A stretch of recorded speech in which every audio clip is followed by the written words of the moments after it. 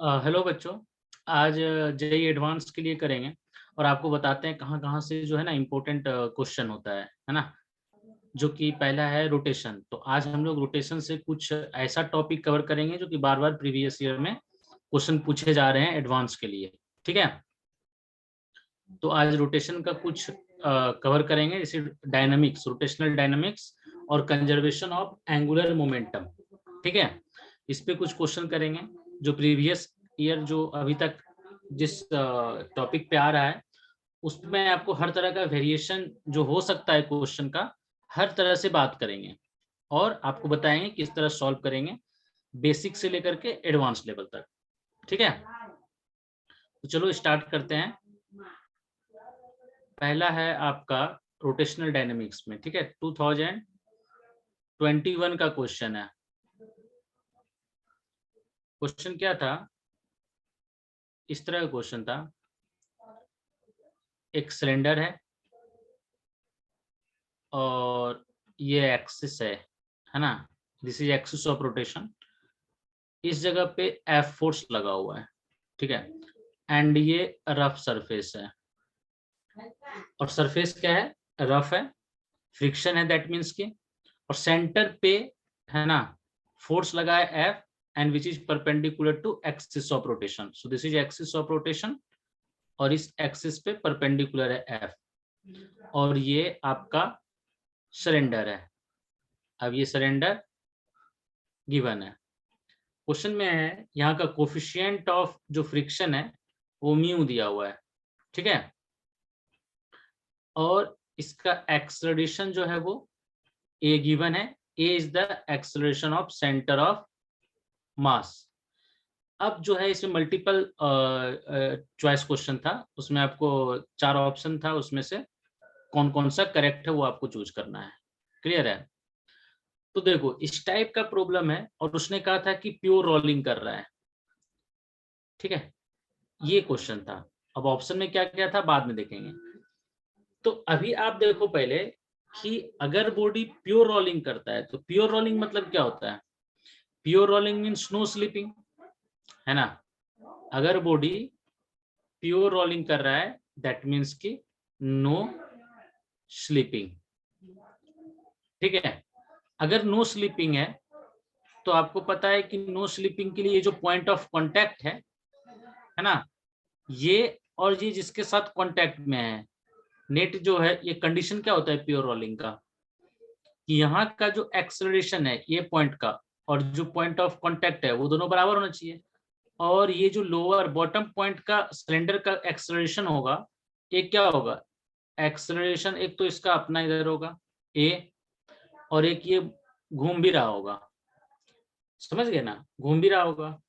तो एक्स इसको मान लेते हैं पी पॉइंट। तो मैं एकदम बेसिक से चल रहा हूँ कि एक्सेलरेशन ऑफ पी अगर प्योर रोलिंग कर रहा है मींस नो स्लीपिंग। और नो स्लीपिंग मतलब क्या हुआ कि इस पॉइंट और जो जिस पे रखा हुआ है दोनों के बीच कोई रिलेटिव मोशन नहीं होगा, और कोई रिलेटिव मोशन नहीं हुआ दैट मीन्स कि acceleration of P with respect to centre of mass, हम लोग क्या लिख सकते हैं, acceleration of P minus acceleration of centre of mass. और एक्सेलरेशन ऑफ पी क्या लिख सकते हैं, acceleration of P with respect to centre of mass plus acceleration of centre of mass, इस दोनों का वेक्टर एडिशन ही एक्सेलरेशन ऑफ पी होगा। अब देखो acceleration of P with respect to centre of mass, यानी कि आप सेंटर ऑफ मास पे बैठ जाओ तो आपको पी जो है सर्कुलर मोशन करता हुआ दिखाई देगा इस तरह से आर रेडियस का। तो उसका एक्सेलरेशन क्या होगा, सर्कुलर मोशन जब कोई पार्टिकल करता है तो उसका एक्सेलरेशन क्या होता है, alpha into R. Alpha into R इस डायरेक्शन में हो जाएगा पी का with respect to centre of mass, और सेंटर ऑफ मास का एक्सेलरेशन किधर है, राइट साइड में। तो नेट एक्सेलरेशन क्या हो जाएगा, इस दोनों का वेक्टर एडिशन। तो एक्सेलरेशन ऑफ पी क्या हो जाएगा, ए माइनस अल्फा आर। और मुझे पता है कि इस पॉइंट का एक्सेलरेशन, जो बॉटम पॉइंट का एक्सेलरेशन हुआ सिलेंडर का, वो हो गया ए माइनस अल्फा आर। जिस पे रखा हुआ है वो तो रेस्ट में, वो तो स्टेशनरी ऑब्जेक्ट पे रखा हुआ है, मान लो अर्थ पे रखा हुआ है, तो उसका तो एक्सेलरेशन है नहीं। तो रिलेटिव मोशन नहीं होने का मतलब है कि दोनों के बीच कोई स्लिपिंग नहीं होगा। तो दोनों से या तो सेम एक्सेलरेशन से जाएगा, या फिर नीचे अगर रेस्ट है तो इसको भी रेस्ट में रहना पड़ेगा। तभी कोई स्लिपिंग नहीं होगा। तो इसका मतलब acceleration of p equal to 0। तो ये तो भाई मैंने बता दिया तुम्हें प्योर रोलिंग का। तो acceleration of centre of mass equal to alpha into R, पहला इक्वेशन। बात समझे? हालांकि ये चीज मैंने तुम्हें बेसिक से बताया है, अदरवाइज तुम्हें नीचे अगर स्टेशनरी सरफेस हो, कोई बॉडी प्योर रोलिंग कर रहा है, तो you will have to remember this कि acceleration of centre of mass equal to alpha into R होता है। ठीक है, तो अगर मैं अभी यहां तक जाऊं कि SUM equal to alpha into R हो गया, अब देखो तो इस पे नेट फोर्स, अब मैं फिर से बनाऊं इसको। ठीक है, तो यहाँ पे F फोर्स ऐसे लगा, अगर ये F फोर्स ऐसे लगा, मैंने अल्फा का डायरेक्शन ऐसे लिया है और acceleration of centre of mass इधर है, तो अगर आप सेंटर ऑफ मास के रिस्पेक्ट में अगर आप टॉर्क निकालो, तो ये फोर्स का कोई टॉर्क आएगा क्या? 0 होगा, क्योंकि वहीं से पास कर रहे हैं, torque equal to R cross F. तो इस फोर्स का टॉर्क 0 हो गया, लेकिन एक फ्रिक्शन भी तो है, तो फ्रिक्शन Fr पीछे लग रहा है, तो इसके रिस्पेक्ट में, सेंटर ऑफ मास के रिस्पेक्ट में ही मूव रोलिंग कर रहा है, तो आर वेक्टर ये हो गया और ये 90 R cross F R F हो गया। तो कितना हो गया? टॉर्क लग रहा है ना, और टॉर्क हो गया आपका F R into R equal to I into alpha. बात समझ गए? तो अभी देखो यहाँ पे बात ये नहीं है कि सिलेंडर किस तरह का है, सॉलिड सिलेंडर है या होलो सिलेंडर है, समझे? मुझे ये नहीं हम लोगों को पता कि ये सॉलिड सिलेंडर है या होलो सिलेंडर है। तो एक चीज मुझे बताओ, अगर ये होलो सिलेंडर होगा तो उसका मोमेंट ऑफ इनर्शिया क्या होगा? mr² about the centre of mass. और अगर सॉलिड होगा तो क्या होगा? mr²/2। तो मैं ये कोफिशिएंट mr² कॉमन है, तो मैं k मान लेता हूँ, k mr², बाद में k का वैल्यू रख देंगे। अगर होलो सिलेंडर के लिए क्या रख देंगे? 1, और अगर सॉलिड सिलेंडर होगा तो 1/2। क्वेश्चन में क्या क्या था बताओ? For solid cylinder maximum acceleration of this cylinder, maximum acceleration of the cylinder क्या होगा फॉर सॉलिड सिलेंडर, समझे? ये क्वेश्चन था। फिर उसमें एक्सेलरेशन का वैल्यू पूछा हुआ था होलो सिलेंडर के लिए, तो ऐसा था। तो मुझे दोनों के लिए निकालना पड़ेगा, सॉल्व करना पड़ेगा। इसलिए मैं क्या कर रहा हूँ कि आई मोमेंट ऑफ इनर्शिया में कॉमन ले रहा हूँ यहाँ पे, मतलब मैं इस तरह से ले रहा हूँ कि जो भी होगा, होलो और सॉलिड था ऑप्शन में, तो मैं इसको kmr² इंटू अल्फा लिख सकता हूँ। और अल्फा यहाँ पे क्या है? a/r है, तो मैं लिख सकता हूँ kmr² alpha equal to a/r। R cancel out हो गया, fr इंटू आर, ये चला गया बच्चा, तो फ्रिक्शन बच्चा क्या हो गया? kma हो गया, समझे? सेकेंड इक्वेशन आ गया, क्लियर है? नेक्स्ट इक्वेशन कहां से आएगा? अब देखो तो ट्रांसलेशनल, ये हुआ रोटेशनल का इक्वेशन। अब देख सकते हो कि F फोर्स राइट साइड में लग रहा है, फ्रिक्शन पीछे लग रहा है, तो आप क्या लिख सकते हो? F minus friction equal to mass into acceleration. और आप फ्रिक्शन के जगह पे आप क्या लिख सकते हो? KMA equal to MA। और यहाँ से अब आप देख सकते हो कि F इक्वल टू KMA है ना, प्लस MA। तो एक्सेलरेशन आ गया आपका K, है ना, K प्लस 1 M। बात समझ गया? आ गया? अब ये पहला ऑप्शन था, दूसरा ऑप्शन था, इस तरह से ऑप्शन था। मैं आपको ऑप्शन बताता हूँ कि पहला था आपका कि for the same F the value of acceleration does not depend on whether the cylinder is solid और होलो। मतलब F को कांस्टेंट रखते हुए एक्सेलरेशन जो सिलेंडर का है इस चीज पे डिपेंड नहीं करता है कि सिलेंडर सॉलिड है या होलो है, करता है। आप देख लो, F को अगर मैं यहाँ पे कांस्टेंट मान लूं, तो अगर मैं होलो लिखूंगा तो होलो के लिए K का वैल्यू क्या लिखोगे? 1। और अगर तुम सॉलिड रखोगे तो K का वैल्यू क्या लिखोगे? 1/2। तो एक्सेलरेशन अलग अलग आएगा कि नहीं? एक्सेलरेशन सेम तो नहीं आया, तो गलत है, पहला ऑप्शन गलत है, नहीं समझे? अगर मैं बात करूं for hollow cylinder, for hollow cylinder के लिए यहाँ से आप चेक करो, K का वैल्यू मैंने क्या कहा था? 1 हो जाएगा, कोफिशिएंट लिखना है, तो एक्सेलरेशन हो गया F डिवाइड बाय K हो गया 1 + 1 2 M हो गया। और अगर मैं बात करूं सॉलिड का, तो K इक्वल टू क्या होगा? 1/2, कोफिशिएंट 1/2 है, एक्सेलरेशन कितना हो जाएगा? ये हो जाएगा 3/2M, ये हो जाएगा 2F/3M हो जाएगा। बात समझे?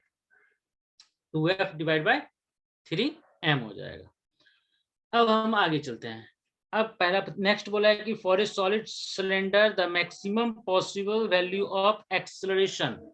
अगर मतलब वो नेक्स्ट बोला है कि अगर सॉलिड सिलेंडर मान लें तो उसको मैक्सिमम एक्सेलरेशन जो पॉसिबल है वो 2 म्यू जी होगा। तो देखते हैं, तो एक्सेलरेशन का वैल्यू यहाँ से कितना आ गया 2f डिवाइड बाय 3m। ठीक है, अब मैं f को यहाँ पे मैं हटाना पड़ेगा क्योंकि वो 2 म्यू जी बोला हुआ है, तो म्यू के टर्म में लाना पड़ेगा, है ना, फ्रिक्शन के टर्म में लाना पड़ेगा। बोला हाँ। अब सुनो यहाँ पे, यहाँ से देखो फ्रिक्शन का वैल्यू कितना है यहाँ से kma। तो यहाँ पे मुझे क्या चाहिए, एक्सेलरेशन चाहिए, चाहिए ना। तो अभी आप क्या करो कि एक्सेलरेशन, अब ऊपर का इक्वेशन अब कहाँ गया, यहाँ पे देखो ये, तो F माइनस फ्रिक्शन है ना, F माइनस फ्रिक्शन। तो F के जगह पे यहाँ से हम क्या लिख सकते हैं, यहाँ से चेक करो, यहाँ से मैं लिख सकता हूँ F equal to 3ma bye 2 लिख सकते हैं कि नहीं, F का वैल्यू 3ma/2। उसको यहाँ पे क्योंकि मुझे फ्रिक्शन के टर्म में लाना पड़ेगा क्योंकि मैक्सिमम लिखना है, तो फ्रिक्शन में ही मैक्सिमम के लिए कंडीशन क्या होगा, म्यू एम जी। अच्छा स्टूडेंट एक कहता है सर यहाँ पे आप एफ आर क्यों लिए हो, म्यू एम जी डायरेक्ट रख देते, नहीं रख सकते। क्यों नहीं रख सकते सर, इसलिए नहीं रख सकते क्योंकि यहाँ पे प्योर रोलिंग है। प्योर रोलिंग है तो अभी मैंने कहा कि यहाँ पे कोई स्लिपिंग नहीं है। कोई स्लिपिंग जब नहीं होता है तो किस तरह का फ्रिक्शन होता है, when there is no any relative motion between two contact surfaces then the friction is what, static friction. और static friction mu M G नहीं होता है, म्यू एम जी क्या होता है, लिमिटिंग फ्रिक्शन है, वो मैक्सिमम स्टैटिक फ्रिक्शन है। तो मैक्सिमम क्यों लगाओगे, जरूरी है कि मैक्सिमम ही लगे। रोलिंग मोशन कर रहा है, इतना ही तो बोला है उसने, रोलिंग मोशन कर रहा है तो स्टैटिक फ्रिक्शन लग रहा है, स्टैटिक फ्रिक्शन, इसलिए मैंने एफ आर लिया।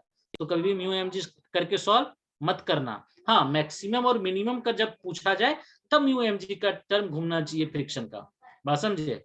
हाँ तो यहाँ पे आप लिख दिए F इक्वल टू 3ma/2। अब यहाँ F के जगह पे हम क्या लिख देंगे 3ma/2, है ना। अब यहाँ से आपका आ जाएगा 3m, यहाँ से F माइनस, मैं यहाँ नीचे लिख देता हूँ, F minus friction equal to mass into acceleration.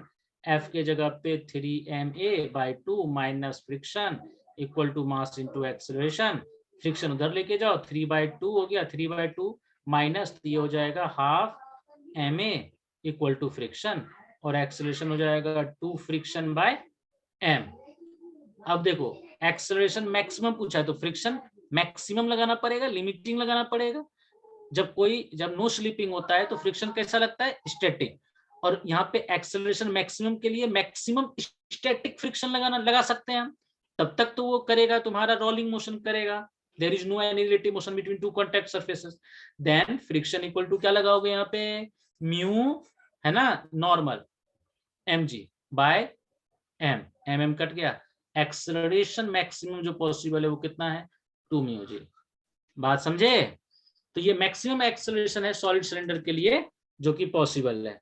Next में बोला है क्या कि for a thin walled hollow cylinder, hollow cylinder के लिए एक्सेलरेशन का वैल्यू क्या है वो निकाल चुके हैं हम।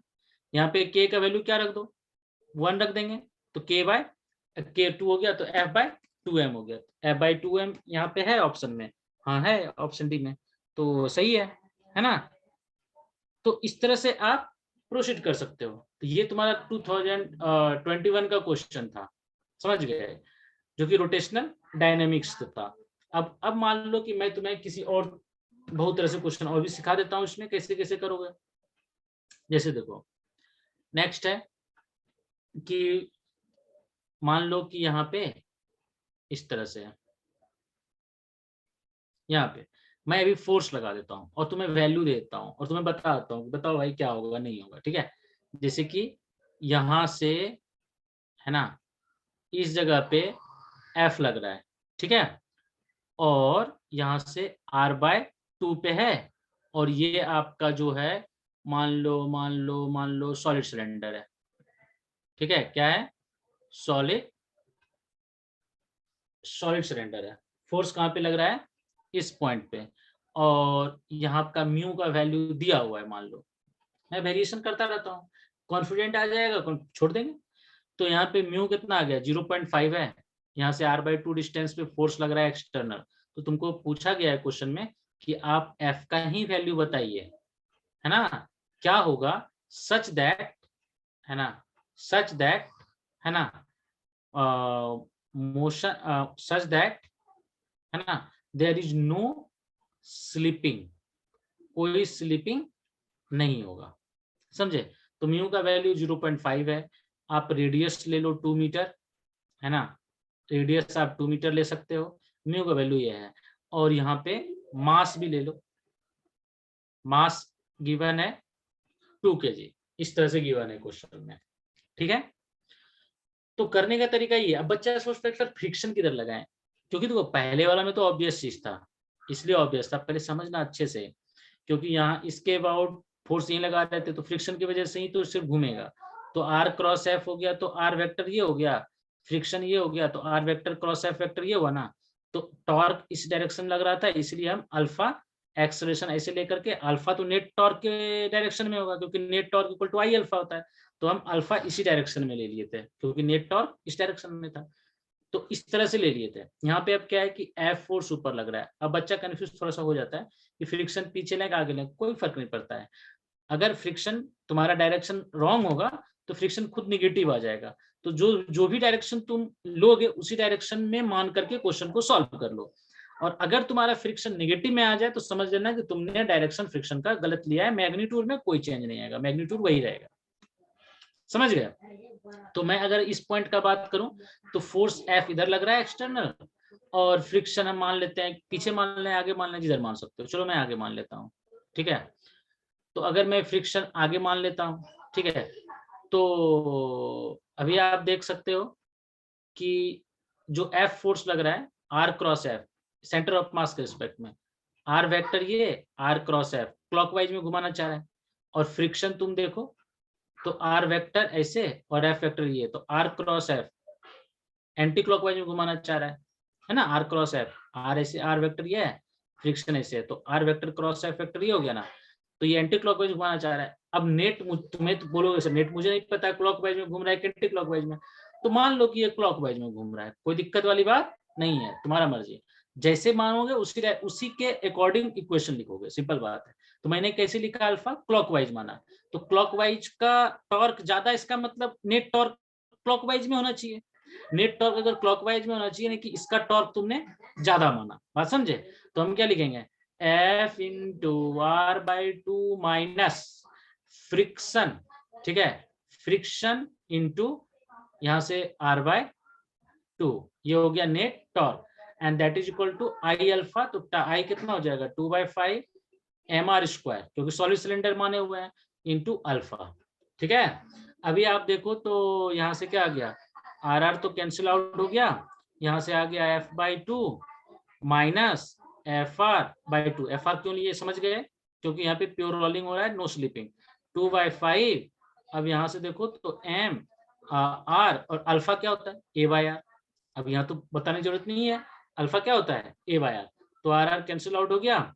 तो अभी आप देखो तो F/2 minus F/2 equal to क्या लिख सकते हो यहाँ पे, तुम्हारा हो गया FR/2, उधर चला गया प्लस 2/5 MA, तो ये अभी एक इक्वेशन हम रखते हैं, ठीक है, एक इक्वेशन आ गया। नेक्स्ट इक्वेशन क्या लिखेंगे, F इधर, फ्रिक्शन भी उधर, और acceleration of centre of mass इधर, तो net force equal to mass into acceleration of centre of mass, यानी कि F plus friction equal to mass into acceleration of centre of mass, समझे। तो अगर F equal to friction, F plus friction equal to mass into acceleration of centre of mass हो गया, तो आपको value किसका चाहिए, F का वैल्यू चाहिए, ठीक है, मतलब acceleration of centre of mass मतलब क्या हो गया, F plus friction equal to mass into acceleration A, क्योंकि acceleration of centre of mass हमने A माना। अभी आप देखो तो यहाँ से इसको इस इक्वेशन को सॉल्व कर सकते हो आप, है ना। तो अभी मैं देख लेता हूँ, तो यहाँ से 2 से मल्टीप्लाई कर दो, तो ये इक्वेशन क्या आ गया तुम्हारा, F इक्वल टू ऐसे लिख लो, नहीं तो F माइनस फ्रिक्शन, है ना, और इक्वल टू 4/5 MA, ठीक है। अभी आप देखो तो दोनों इक्वेशन को अगर आप यहाँ पे ऐड कर दो तो ये और ये कट गया, ये आ जाएगा 2f और ये हो जाएगा तुम्हारा ma प्लस 4/5 ma। समझ गए? तो यहां से अगर आप देखो तो 2f इक्वल टू 5, तो ये हो जाएगा 5 और ये 9, तो कितना हो जाएगा 9ma/5। तो यहाँ से अगर आप देखो तो f का वैल्यू कितना हो गया, f का वैल्यू हो गया आपका 9ma/10। अब यहाँ से f का वैल्यू रख दो यहाँ पे, है ना, कहाँ पे, किसी भी क्वेश्चन में, चाहे तुम इसी क्वेश्चन में रख दो चाहे ये क्वेश्चन में रख दो। तो यहाँ से क्या आ जाएगा आपका, f का वैल्यू रखने से 9ma/10 plus friction equal to mass into acceleration. अब ये इधर आ जाएगा, तो या इसको उधर लेके चले जाओ, तो ये friction equal to ma minus 9ma/10, ये हो जाएगा 10 ma इतना हो जाएगा, तो ये हो जाएगा ma/10 and that is equal to friction. अब आप खुद बताओ, मुझे एक्सेलरेशन अगर मैक्सिमम करना है तो फ्रिक्शन मुझे क्या लिखना पड़ेगा? सर एक्सेलरेशन मैक्सिमम क्यों चाहिए? क्योंकि मुझे मैक्सिमम फोर्स चाहिए एट विच की ये प्योर रोलिंग करे, there is no any slipping between two contact surfaces. Then ये पॉसिबल कब है? जब एक्सेलरेशन मैक्सिमम हो। और एक्सेलरेशन मैक्सिमम होने का क्या मतलब है कि मैक्सिमम स्टैटिक फ्रिक्शन लगे, वो क्या होता है? लिमिटिंग। और वो वैल्यू क्या है? म्यू इनटू नॉर्मल, वो क्या है? Mu mg। बात समझे? तो ये और ये कट गया, मास मास कट गया, एक्सेलरेशन कितना आ गया? एक्सेलरेशन आ गया आपका 10 म्यू जी। समझे? अब एफ मैक्सिमम का वैल्यू आया कि नहीं? तो आपसे पहला क्वेश्चन यही था ना कि एफ मैक्सिमम का वैल्यू कैलकुलेट करो। तो एक्सेलरेशन वैल्यू कितना आ गया? 10 म्यू जी। तो यहाँ से कितना आ गया? 10 10 कैंसिल आउट, और ये कितना आ गया? 9 एम म्यू जी। मान लो कि म्यू का वैल्यू दिया हुआ है ना, 0.5 दिया हुआ है, तो रख दो 0.5, है ना। तो ये कितना आ जाएगा 9, और मास का वैल्यू कितना दिया हुआ था? 2 kg। तो 9 इंटू 2, म्यू का वैल्यू 0.5 इंटू जी, ये कट गया, 90 न्यूटन आ गया। यानी आप मैक्सिमम 90 न्यूटन तक फोर्स लगा सकते हो कि जिसपे कि दोनों के बीच कोई भी क्या नहीं होगा, स्लिपिंग नहीं होगा, बॉडी जो है प्योर रोलिंग करेगा। समझ में आया? कोई डाउट है? अब उसके बाद देखो, अब ये एफ मैक्सिमम कितना आ गया? 90 न्यूटन एफ मैक्सिमम आ गया, 90 न्यूटन। अब यहाँ पे आप देखो तो अब एक्सेलरेशन भी आप निकाल चुके हो। एक्सेलरेशन कहाँ निकाल चुके हो? ये रहा 10 इंटू 0.5 यानी कि 1/2 इंटू जी। अगर मैं बात करूं 5, तो एक्सेलरेशन मैक्सिमम ये आ जाएगा, है ना। एक्सेलरेशन मैक्सिमम कितना आ जाएगा? 50 मीटर पर सेकेंड स्क्वायर। समझे? और मैक्सिमम फ्रिक्शन आपको पता ही है। तो एक्सेलरेशन का वैल्यू क्या आया तुम्हारा? पॉजिटिव आया। फोर्स क्या आया? पॉजिटिव आया। मतलब जो मैंने किया सब कुछ सही है।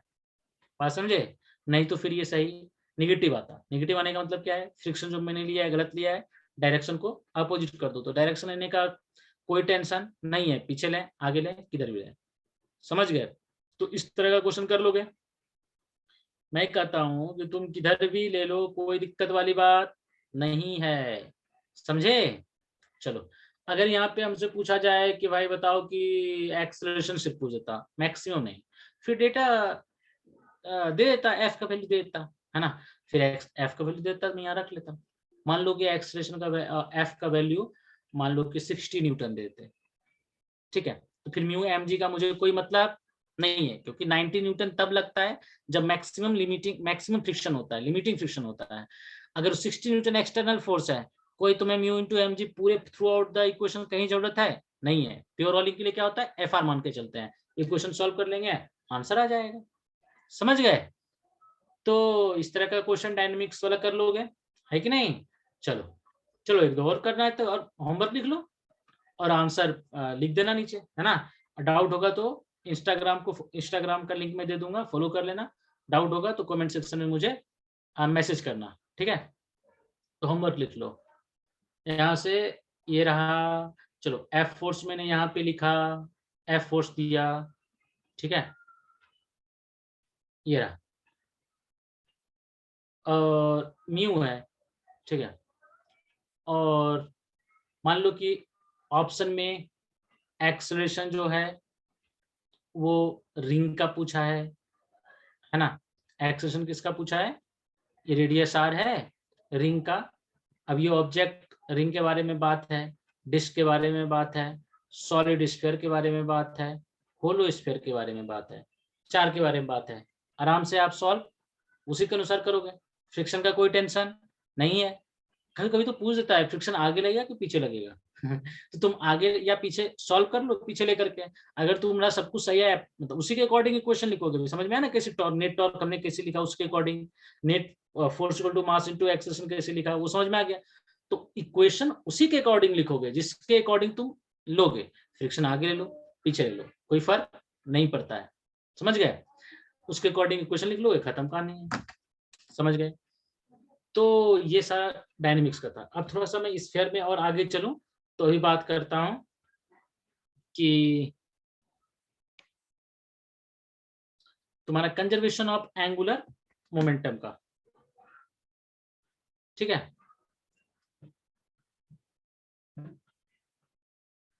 कंजर्वेशन ऑफ एंगुलर मोमेंटम का, तो चलो इसको मैं नेक्स्ट क्लास में करूंगा, ठीक है। थोड़ा ज्यादा डिटेल में करूंगा, पहले मैं देख लेता हूं कि आप इसमें से और किस तरह से चाहते हैं। पहले आपका रिएक्शन में देख लेता हूं कि और प्रैक्टिस थोड़ा फास्ट कराएं या फिर स्पीड सही है ना, या फिर आपको कुछ चीजें समझ में कहाँ नहीं आया तो आप फीडबैक दीजिए, ठीक है। तो आप फीडबैक देंगे तो उसी के अकॉर्डिंग हम नेक्स्ट वीडियो बनाएंगे, ठीक है। अभी क्या होगा कि मैं अपने अकॉर्डिंग बना लूंगा।